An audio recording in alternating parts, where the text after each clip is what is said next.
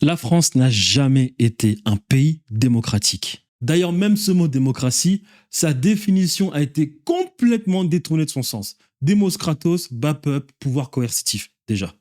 Pouvoir imposer si nécessaire au bas peuple, déjà. Donnez-moi un moment dans l'histoire de France où le peuple a eu le pouvoir. Un moment. Ne serait-ce qu'une seule semaine. Un seul. Un seul.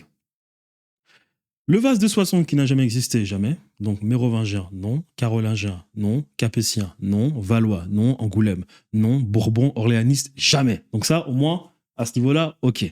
Prenons maintenant ensuite la République. Donc la République, il faut quand même savoir qu'on a quand même coupé la tête de personnes qui nous parlaient de droits de l'homme. Il y a une femme, Marie Gouge, Olympe de Gouges, qui nous parlait de droits des hommes, des droits des femmes, on lui a coupé la tête. Très bien. De 1789 à 1792, nous avons eu un semblant de pouvoir pour le tiers-État, jusqu'à apprendre qu'en réalité, lorsqu'on parlait du tiers-État, on parlait de ces petits bourgeois qui avaient réussi à faire de l'argent dans la colonisation et qui voulaient prendre la place de la monarchie. Donc, ils proclament l'Assemblée nationale constituante, mais en réalité, c'était pour tuer la monarchie une bonne fois pour toutes. Donc, le peuple n'a jamais eu le pouvoir. Ensuite, directoire, conseil des 500, conseil des anciens, consulat Napoléon, il n'y a pas de pouvoir. Retour des rois, il n'y a pas de pouvoir.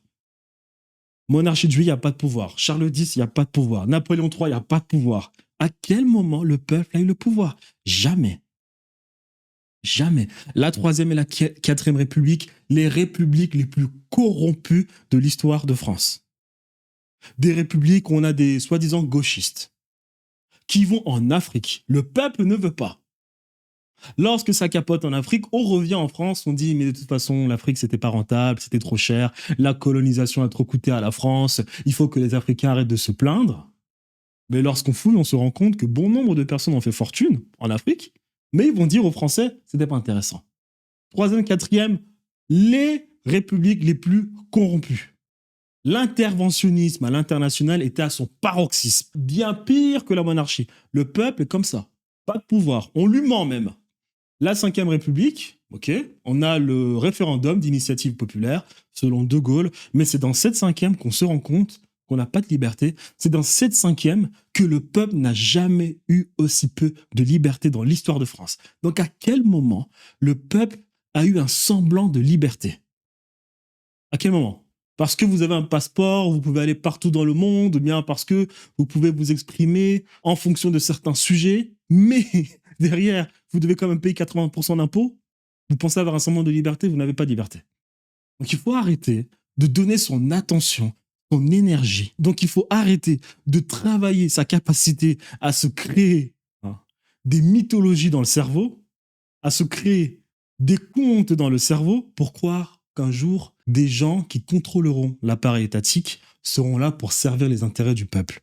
La démocratie n'est pas compatible avec ce pays qu'on appelle la France. Même l'Angleterre, d'ailleurs. Même l'Angleterre. L'Angleterre n'est pas devenue un grand pays grâce à la démocratie.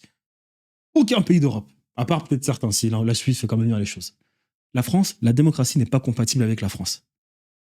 Ça n'a jamais été compatible. Jamais. Et puis, dans le fond, vous le savez quand même, hein. Vous le savez.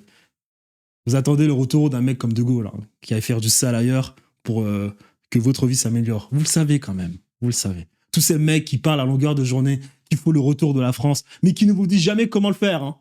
C'est-à-dire que littéralement, dans son histoire, la France s'est enrichie en allant piller les autres, et ils vont jamais vous dire comment la France doit redevenir la France.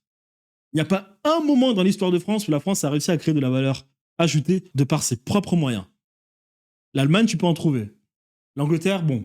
L'Angleterre, ouais, c'est un peu rare aussi, mais on peut quand même en trouver. Les États-Unis d'Amérique, on peut quand même en trouver. La France, jamais. Vous avez des mecs qui vous disent, oui, il faut que la France redevienne un grand pays. Oui, mais comment? La seule chose que les Français savent faire pour s'enrichir, c'est d'aller piller les autres. Comment? Oui, donc dans le fond, vous attendez quand même un retour d'un Bonaparte, hein, pour aller piller les autres et pour que la France redevienne la grande France.